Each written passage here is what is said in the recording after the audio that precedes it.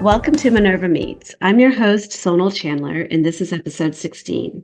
In today's episode, we're talking about your biggest competitor, an AI-driven business. So let's face it, SMBs are not just competing with other local businesses. The reality is that we're competing with a digital landscape that means competition is more than just that mom and pop shop that's down the street.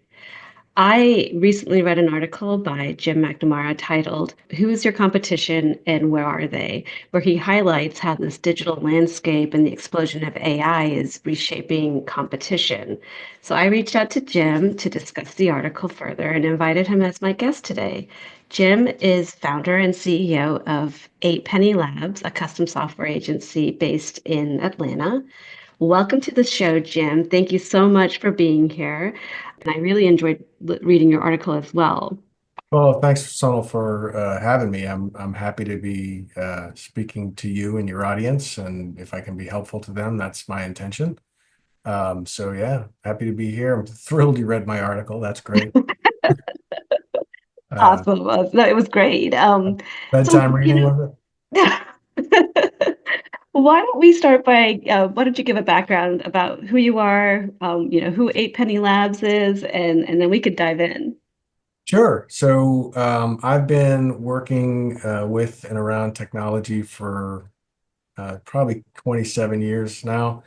Um, Starting with small company, supporting a small company, help desk, doing some minor database development and maintenance, moving then into larger companies, up through Mhm. ranks of IT, um, infrastructure, servers, security, that sort of thing. And then in 2002, I got an opportunity to go to Europe for a couple of years and run the IT organization over there.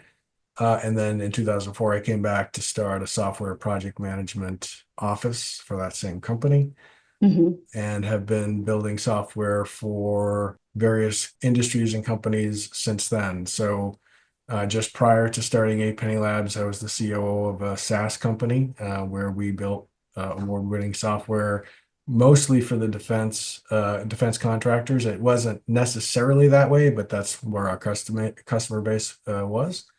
And then in 2019, my wife and I started Eight Penny Labs to bring the practices for innovation with software to mid-market businesses using offshore resources because I've been using offshore resources for decades. The big companies do that, and it Mhm. produces a competitive advantage for them. And most of the people that I talk to in small or mid-sized businesses don't know how to do it, or they have a bad experience because they don't know how to do it.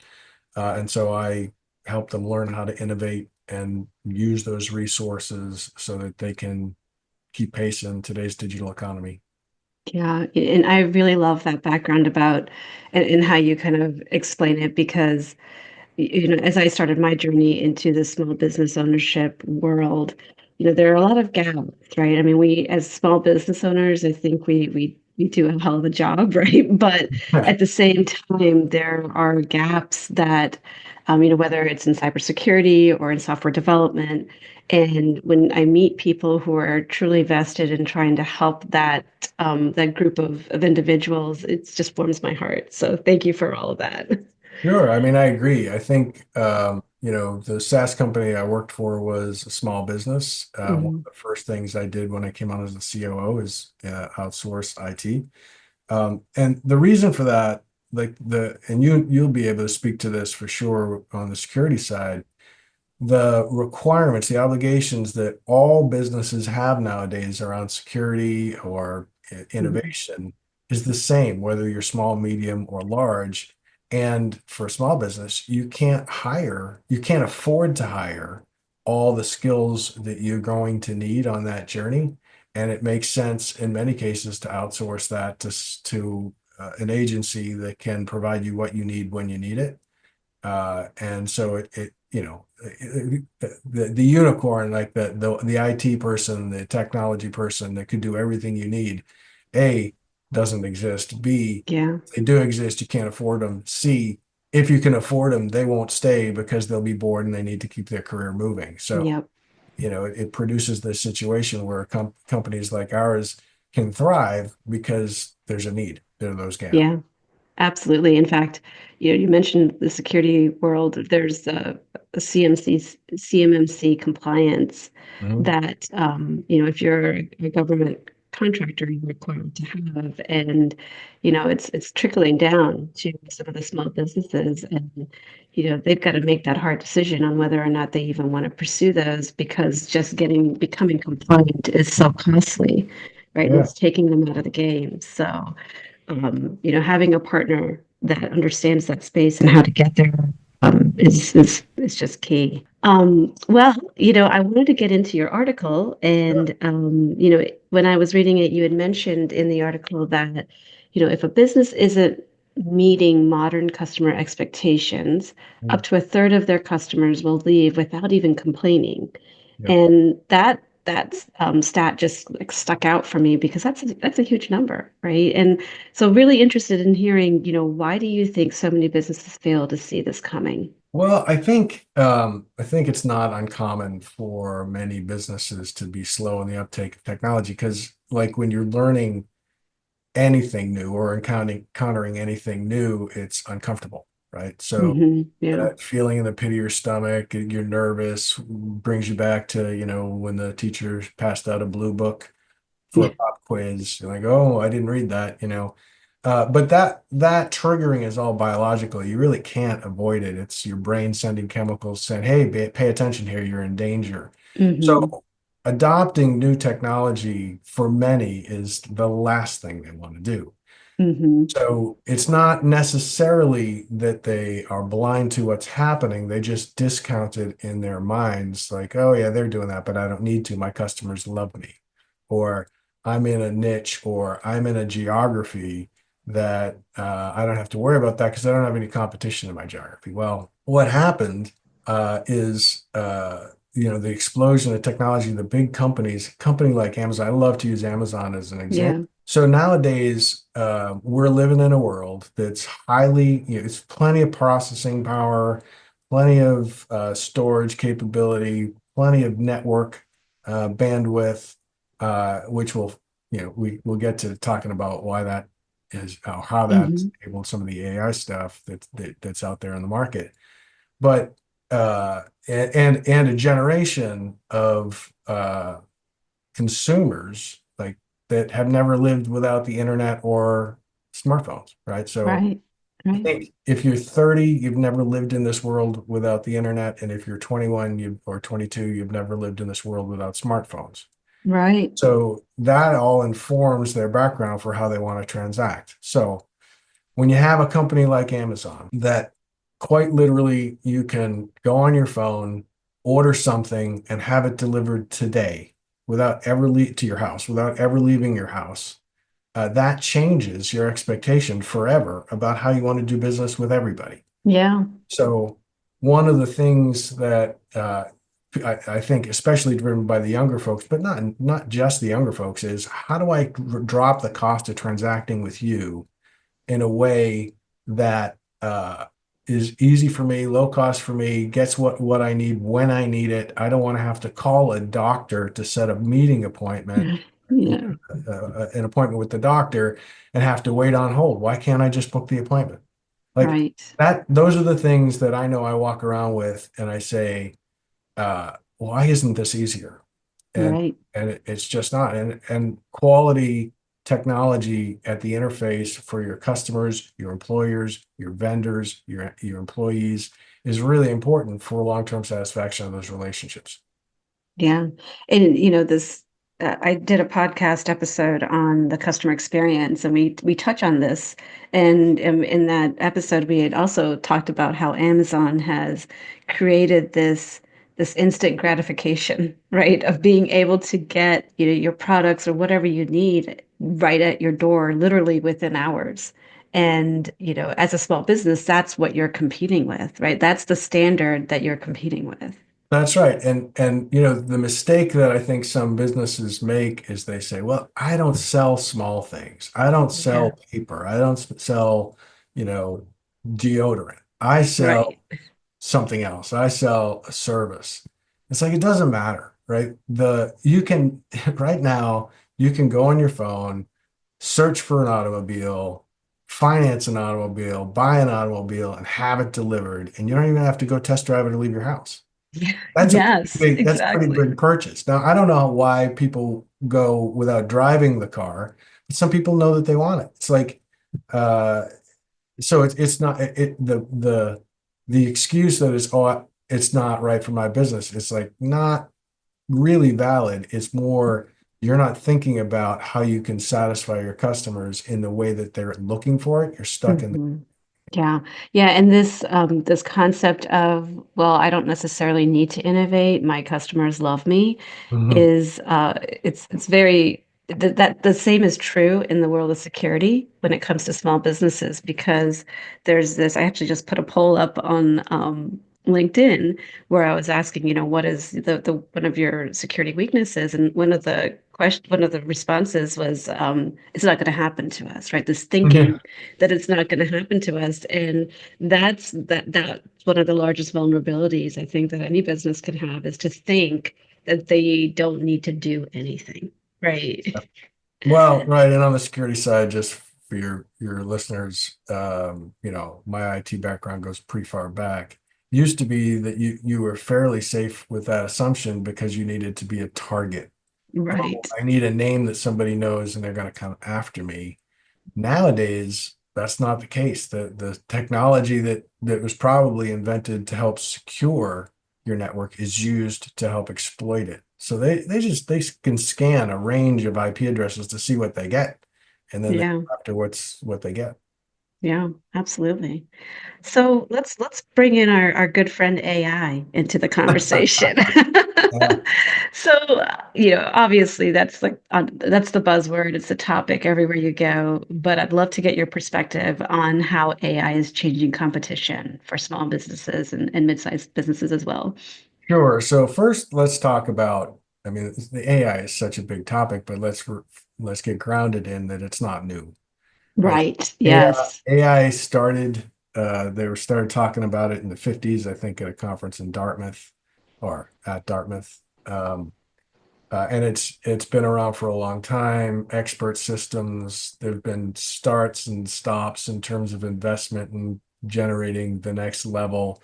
So generally what's considered traditional AI has been around for decades, right? Right. Um, Anywhere where you'd have a developer like us say, well, we're going to build you a rules engine to decide what to do in this situation or when this trigger happens, that's traditional AI. Yeah. Chat bots that you experience that are uh, not helpful. The first version, I mean, they're minimally Yeah. helpful. That's traditional AI too, because it's really just a rules engine, right? So Hmm. the way you Yeah. see that is the way you encounter that, and you still do. And I just encountered it the maybe last week. I forget where, and I wouldn't tell you, but um, you prompt it and it comes back with a list of things that it thinks you want, and you're like, oh no, that's not what I want. So you prompt it differently and it comes back with the same list of things. It's like, Yes. Yeah. I'm done here. Yeah. Because I'm not. I would argue that every version of Siri to date is old AI because it's just so bad. Yeah, so that's traditional AI. What's in the public's eye right now is generative AI, like all the Hmm. GPTs, whether it's Google Gemini or OpenAI's ChatGPT or Perplexity or Copilot, which is really just a customized version of OpenAI's ChatGPT, as Hmm. far as I know, or anything else you have out there.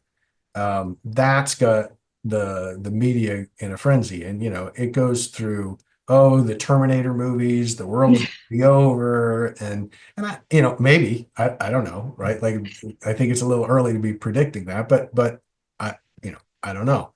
But generative AI has captured the world's imagination.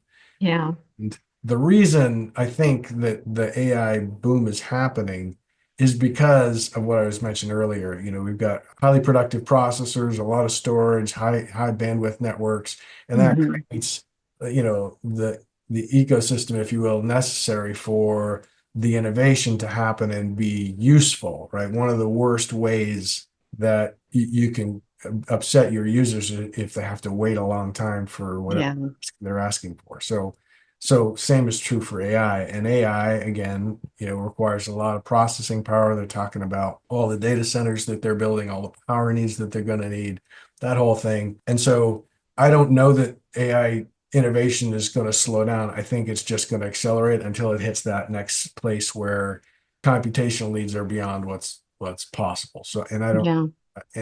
and even that, the innovation on the chip side could make it so you need less powerful or fewer or so. Yeah. So generative AI is in the public's mind, and um, interestingly, it's what's going to change user expectations. It already has, Yeah. right? So Right. the cool thing about these technology companies is they don't ask permission, they just kind of implement it. So you'll notice, when you do a Google search, there's the AI summary, and it just started showing up when I can't remember Yeah. what it did. And it's like, oh, that's really useful. But this whole business is built on SEO and all the links, Yes. right? And they're now not quite below the fold, but if you expand the AI summary, they go right below the fold. And most people I've talked to, they don't even use the links anymore. Or Yeah, absolutely. In fact, I read an article a while back that said that SEO is dead because of these AI summaries that are now being presented. right. So and I read an article that it actually is having a negative impact on Google's business because of the revenue Ah, that they don't get from those links anymore. sure. Yeah. So, but they put that out there. We've had the AI note takers in meetings like this. We've had Mhm. um, your email summaries, which are, I think, mostly annoying to me. Yeah. But Yeah. but what's happening there is these big companies are training you for what to expect from small companies and mid-sized companies, just like the digital transformation and mobile happen. Yeah. AI is the next thing, and it's the next interface people are going to want to use when they get used to it. And because it's in the media, because it's really super simple, it has plenty of flaws, but it's going to be adopted and it's going to become the standard. Yeah, there's a book that I always quote on my episodes by Ethan Mullet called Co-Intelligence. And in it, he talks about how AI is like the great equalizer, right? And I think that when it comes to this discussion about small businesses or taking advantage of AI, it's an equalizer. Like it can help them compete with the big guys if they really took advantage of it the right way. Yeah, I think it's like, generative AI's got the mind's eye right now. There's the next really thing that I'm seeing is agentic AI, which is you really need help from companies like mine to integrate that into whatever custom solution you have.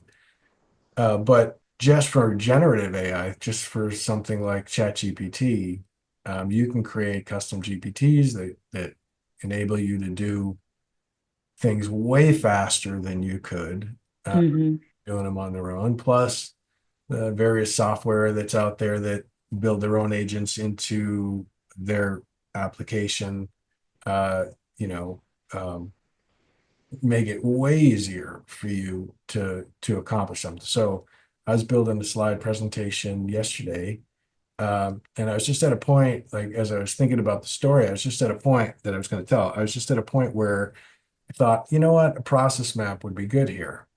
So I opened up the application I used for that, and there's an AI thing, and I just put a prompt in it. And it gave me what I Hmm. needed, and not quite right. So I prompted it maybe two other times to get it right.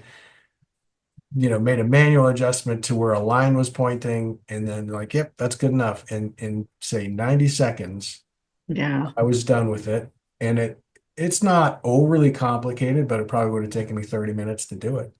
Yeah. And it's just, I mean, talk about the efficiency gains, right? Right. And it's amazing. Well, and so when you think about a small business and the AI adoption curve, right? Like what are some challenges that you're seeing in small businesses as they're trying to take advantage of AI? Well, I think there's two things really. It's the same mindset around not adopting mobile. only this time it's AI. Sure. And they're captivated by the fear, I think, of what that means. And there's, security issues Yeah. about, well, if I use a GPT and are they using my data to train their model? And the answer, I think, in many cases is yes. And then there's the enterprise versions or the paid versions where it's no, or at least that's what they say. And so how do you know? So Yeah. there's some skepticism there, but mostly I think forward facing, they're just not seeing it fundamentally. Like it is the interface that customers are expecting are going to be expecting to see, just like they're expecting to see mobile, just like they're expecting to see digital on the web. And so they're just still in the denial phase of it. It's just the next version. Yeah, yeah. I love how you said that it's like the next mobile, right? Because if you really kind of think about all the different types of innovations that have happened and how they've impacted, the way we work, the way we do things. You're right. It's the next mobile. And frankly, the other way I think people are starting to think about it, it's like, oh, it's magic, right? It's the cure all. It's like it Hmm. isn't actually. If you haven't been doing your work or to make your data clean and consistent and available in a way that an AI can use it, I mean, if you didn't do any of the digital transformation before, you're going to have Yeah, to do it now or some form of it to make use of AI. And by yeah, the way, mobile's not going away. AI needs to be on the mobile. So it's like it's a compounding problem that the longer people resist it, the harder it's going to be to catch up. yeah. It means if you've got people in your industry that are using it, are adapting their businesses to it, they could be taking your market share from you. Yeah, in fact, let's talk about that. So these AI-driven companies, right, that are raising customer expectations, how else are you seeing that impacting the small to mid-size companies? And, what customer expectations, are looking like at that in that perspective? Well, I mean, I can't say it really differently than I have. It hasn't quite become the standard like that people are expecting it, but I think because of the acceleration that it will be. And Mhm. I think a lot of small and mid-sized businesses are not ready for uh to implement that, and they certainly don't have the internal skill set to do it and do it responsibly. So they're kind of stuck where they don't have the skills or the knowledge internally. They don't want to spend the money on it, or maybe they don't have the money on it. And Right. the applications that exist on the marketplace that have AI in the marketplace that have AI capabilities aren't necessarily the ones that you need to expose it to your customers, right? Yeah. So Yeah. it, Sorry, go ahead. So I was doing some work for a customer of mine in the construction space, and I was looking at the enterprise applications that they have Mhm. to see what they had offered for AI capabilities in their enterprise application. And most of them, like they had probably 15 or 15 or 20 applications, and one Mhm. was starting to roll out AI capability, right? Wow. So those companies, so if you're using those enterprise applications, the data that you're generating in those enterprise applications remains stuck in those in those enterprise applications. Mhm. And if you want to use it to transform how you operate or to transform how you interact with your customers in some kind of a customer portal situation, or predicting what it is they're going to need when they're going to need it, it Yeah. depends on what your Yeah. your business is. You need to start thinking about really data engineering. How do you move that data and clean that data and make it available to something? And then maybe you have to build something because Yeah. the what's available off the shelf, if you really want to be competitive in most markets, isn't enough. Yeah, no, I completely agree. Um, I was just having a conversation with somebody yesterday about AI, and everybody jumps to like whenever I have a conversation with somebody and they're interested in AI, the the first thing they'll ask you, well, what tools, tell me that it's like there's this magic bullet, but there isn't, right? And I always go back to, well, what problem are you trying to solve, right? And then let's talk about the condition of your data. And I think like let's get that, and then finally like the governance piece, right? So those are the three things I like to focus on first before we even start building anything. So I'm curious, when you are with a customer that has, that like I kind of feel like there's like three buckets, right? There's those that, don't want to do anything, right? Because they don't think they need to. Then you've got the bucket of those that want to do something, but they don't know how to, right? And then the third is the ones that are already dabbling and are taking advantage of the innovation. So let's talk about that middle bucket of people who want to do something but don't necessarily know how to. What's your approach with them? Well, actually, I'm about to go out on a business trip, and I'll be meeting with a couple of them next week. That was what the slide presentation was about. Gotcha. It really it's an innovation practice, right? So one of the things I do with my customers since the beginning of the business, because it's the way I worked when I was running a software company and building software for other um, businesses, is start with, what are the problems you're trying to solve? Like Yeah. what strategic intentions do you have? Well, but and then, what are the breakdowns? What's thwarting your ability to produce those, right? So Hmm. those two pieces of information are important, but the thing that sticks people is they don't have enough knowledge about what's possible, right? So it's really difficult to have somebody, suspend disbelief enough to think about what could be Yeah. instead of this is the way we always do it. Or you hear, oh, that's the cost of doing business. It's like, well, it may be, but it may not be, right? So Yeah. first thing that I do with them is like expose to them what the technology landscape looks like and what you could possibly do without Hmm. being very specific about them. Like fundamentally, here are the things that are out there. Fundamentally, here's how you take care of certain business concerns with those technologies. And then go into what are you trying to achieve? What's your ambition for the business? And then, where do you think it's broken? Where do you think it could be Sure. improved? That's Sure. so it's a I'm a big advocate for road mapping, strategic road Yes. mapping. And the Hmm. reason for that is because A, you have a destination. We work Agile and Scrum when we do development. And Hmm. so we're in 2 week sprints. So you're always able to pick your head up every 2 weeks and say, are we still going in the right direction or do we need to make adjustments?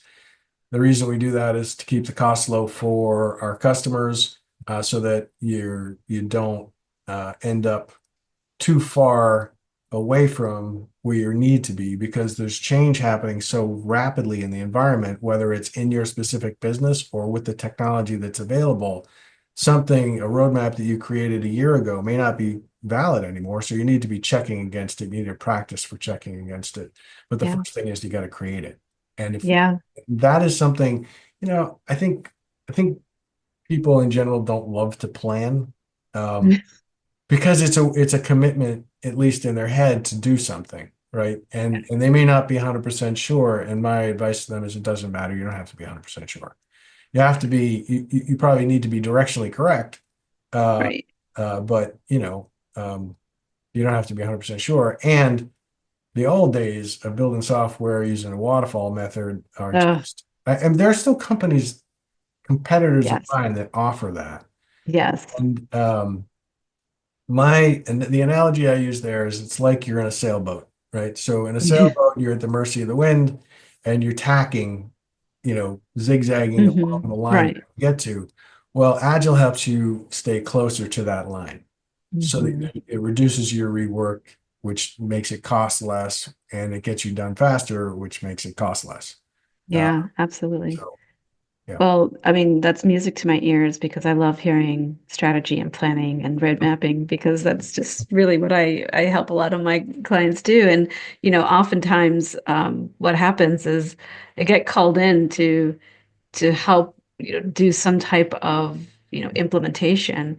And as you start digging into the details, you realize there never was the discussion of what's the plan, what's the roadmap, and you kind of have to call a timeout there and say we need to go back and do this, otherwise we're just going to continue spinning our wheels and it's going to end up costing you more, right? So I just love hearing that there's the roadmap process. But I found, and tell me what you've come across, is oftentimes that concept of the discovery, the planning, let's figure out, what are the metrics we're going to measure by, Mhm. are often lacking in a small business, and you have to, how do you get them there, right? And um, that's a journey in itself, right? Because it's getting them to think about their business in a different way, or a way that they may not have thought about it. They'll say, "Yeah, I've got goals, I've got revenue goals, but there's all these other things, right, that you want to be able to measure by to say that yes, you've actually achieved your goal, or how close or far from it are you?" Thoughts on that? Yeah, so again, to me, it goes back to commitment. So people are Yeah. loath to say, I'm committed to do this, that, or the other thing, or be public with it, right? So it's not just small businesses either. It's mid-sized businesses, big businesses. Yeah, absolutely. It's an easy trap to fall into. And the thing about the road mapping, uh, so it's not uncommon for me to be in some sales conversation with a prospect and they'll say, I want to build X, whatever it Hmm. is. And when we get through, X isn't really like X is part of it usually. I mean, they're Right. not hallucinating about that they have that problem, but it's not necessarily the one that's holding them back. Yeah. Won't get there if they're in a ready fire aim mentality about no, I know that's what I got to do. It's like, well, Yeah.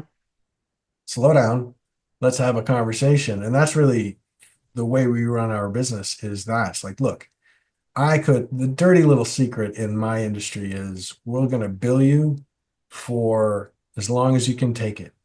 Yeah. And it doesn't matter to us if you waste your money because we still Hmm. get paid. I've been on the inside and the outside. I sell these services now. I bought them for years. I don't, those ethics around we'll bill you forever is not the way I work. And so engaging just to build something that they want because they said they want it, or somebody in the business said they want it, isn't enough for me to be effective for them. Like Yeah. I'm advocating for them. Certainly, I need to bill. Certainly, I need to make money. But I'm after producing the best result for them, and I know that if I do that, I'll make money. Yeah, absolutely. It's about adding value, right? And it goes back to the comment you made earlier about, knowing the possibilities. Because oftentimes you might think, hey, I need X, right? But you only need X because you've heard it, or a buddy on the golf course was talking about it, or something you listened to a podcast that mentioned it. But as you knowing, what the possibilities are, and then really what problem you're solving and how you marry those two together, and making sure that you're adding value with that solution is, I think, is key. So I love that you are saying that. um, okay, why don't we talk a little bit about how SMBs can compete with the larger ones, right? The larger companies, they've got the funding, the resources, the everything, right? So, how do I take advantage of that? Well, there's a couple things, for us, the way we run, because we're helping small and mid-sized businesses use offshore resources, we can produce an 8x productivity increase in their budget dollars, right? So Mhm. that's the first thing because the way we get there is we're conservatively 4 times cheaper at an hourly rate. And we use the 24-hour clock so that Yeah, as the business is sleeping, the development is being done. And so you're turning things over way faster. Uh, sure.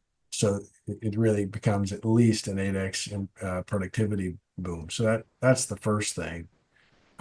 Second part is just exposing to them what is possible. Like they don't know necessarily what's possible or what their obligations are. I mean, I find that a lot that um, they don't like nobody's thinking about, oh, I need to have AI. Nobody's thinking about, oh, I need to have mobile. And yet they're using it, right? They're using Yeah. AI and they're using mobile and they like it and they're frustrated in other interactions they have, but somehow they think that they're special. It's like, Yeah. Yeah.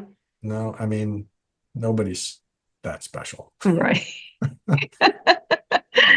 Absolutely. So there's that. And then, with AI specifically, the tools that are out there are pretty darn good in terms of automating certain things, producing content, the generative AI stuff. They're pretty cheap. They're not at a place really where I think an enterprise could use them to integrate effectively. But what it does for a small business, especially, is it arms them with a different resource, right? So, Hmm. as a business owner, as a department head, as a leader of some form or fashion in any business of any size, one of the fundamental things that fundamental skills that you have to have is be able to make a good request and of whoever it is you're leading. Uh, Yeah. and well, the GPTs are just another place to make requests. Right. So the fundamentally, I think what's shifting in terms of how we pull businesses together and the skill sets that we need are different Yeah. than were 5 years ago, right? So,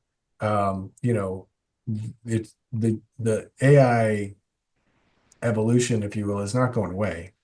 Yeah. It Yeah. actually make the case that it's accelerating. So for small businesses, getting out and using those GPTs or low cost uh, uh, tools to get used to it, get your body used to, hey, this is what this looks like, but be vigilant. Like they lie to you. Yeah. Yeah.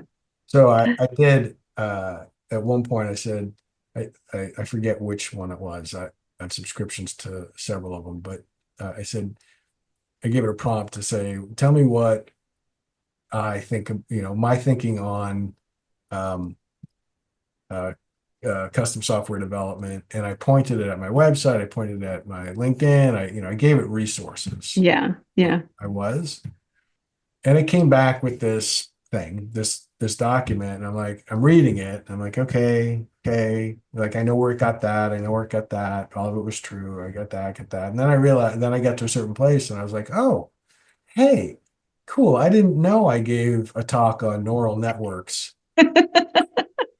That must have been really interesting, right? It's like there's some other guy with my name out on the, in some other business. They gave this talk and it just threw that in there because, you know, There was a name match there was or a some name. sort of, yeah. And Yeah. then, uh I've used it to I do competitive analysis like many business owners do, and it's a manual Yeah. process. And I used a GPT, created one to start doing that more autonomously, and Hmm. I ran a couple on competitors that I did manually, so I know basically what I should expect. And one came back fine, and the other one came back, and I was like, oh man, I'm learning something here. And I'm like, oh, I didn't know they existed in Europe too. And then I start looking at them like, that's not right. And I go to the European, company, like I search them out on the web, and it's like, oh, they're not in the same business at all. They're not Yeah. related at all. But the name of the company was similar. So it just said, okay, that must be a division, a subsidiary, Right. something. Right. So, but even recognizing, right, that there are those hallucinations often, or, just false information or, incorrectly joined information, if you will. Yeah. And when I talk to small businesses, I encourage them to, get your feet wet, start using it, just like you said, right? And think of it as an assistant or another added body to your team that you can probably work twice as hard and get really great results. So and I always also the question I always get is, oh my gosh, is it taking jobs? Is it going to? And I'm like, well, those repetitive, mundane tasks, probably, yeah. But I think you have to really have a fear if you're not taking advantage of AI at all, versus whether or not it's going to take your job. Yeah, I think like any new technology that comes in that gets adopted, it has the potential to obsolete some jobs. Uh, Yeah, but I think the opportunity is it's a new skill set to develop to be able to use in your job. yeah, yeah, So what I see as a small business is it's changed, it's changing the way I think about how do I need to staff and what do I need to staff. Not necessarily, oh, I don't need as many people. It's more, well, what skill set do they need to have and what would I have them doing? Like, is this role valid anymore? Or could I use somebody that's been trained in that role to do this other thing? hmm It includes AI, right? So, I mean, yeah, I think the jury's still out on that sort of thing. There'll be productivity gains. It could cost some jobs. I don't think it's, you know, AI is just prediction, right? It's not yeah, thinking, actually. The big mistake would be to think it's a human in there and you can have a relationship with it. It's like it isn't that. It's yeah, prediction. Next word will be, and it's amazing technology in terms of how it does that, but it's something to be used.